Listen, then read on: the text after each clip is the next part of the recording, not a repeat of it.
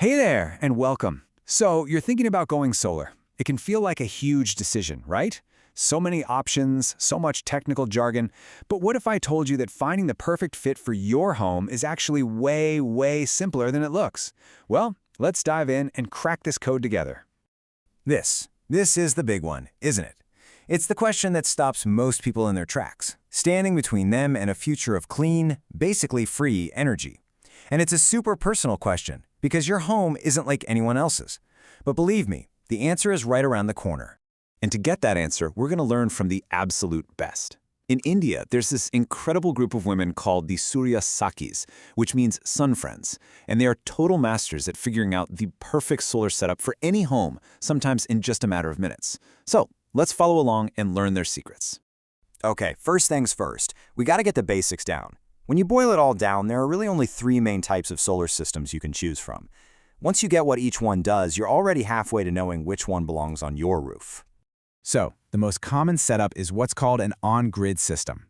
The easiest way to think about this is that the main power grid, the one you're already connected to, acts like a giant, unlimited, and free battery. During the day, your panels make power. Whatever you don't use, you send out to the grid, and your power company gives you credits. Then at night, or on a cloudy day, you just pull that power right back. It's simple, super efficient, and amazing for saving money. All right, next up, off-grid. This is all about total energy independence. You're literally your own power company. You're not connected to the main grid at all. Every bit of sunshine you capture gets stored in your own set of batteries at home. This is the go-to solution for remote places with no grid access or where the power cuts are just constant. And that brings us to the third option, the hybrid system. Honestly, a lot of people call this the future-proof choice. It's connected to the grid, so you get all those amazing cost savings, but it also has its own battery for backup.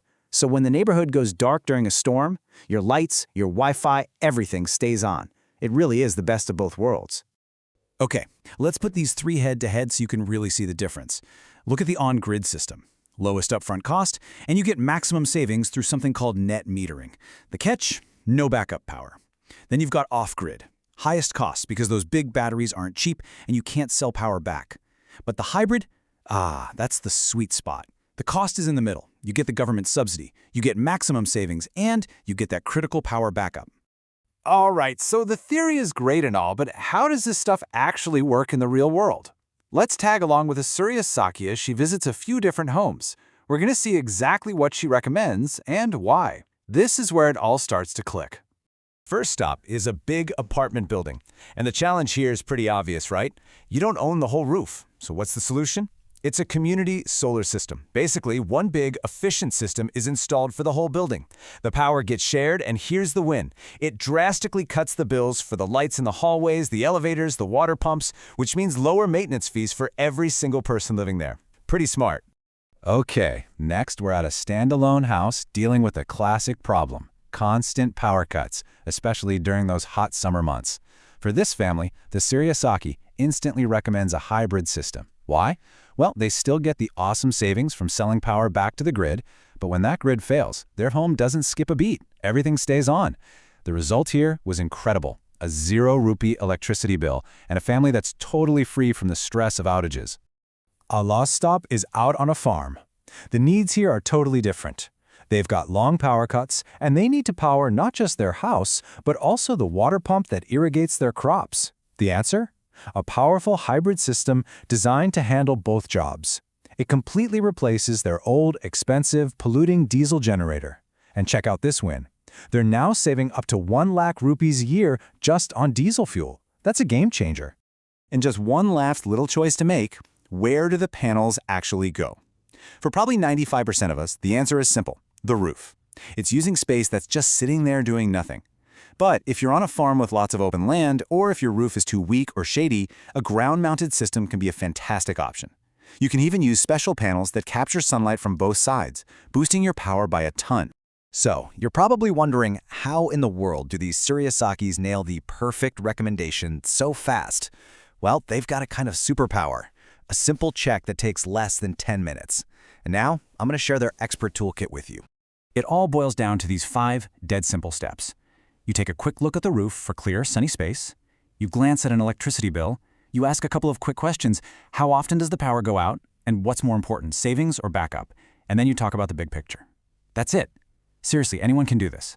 But here is the real magic. This is the secret sauce.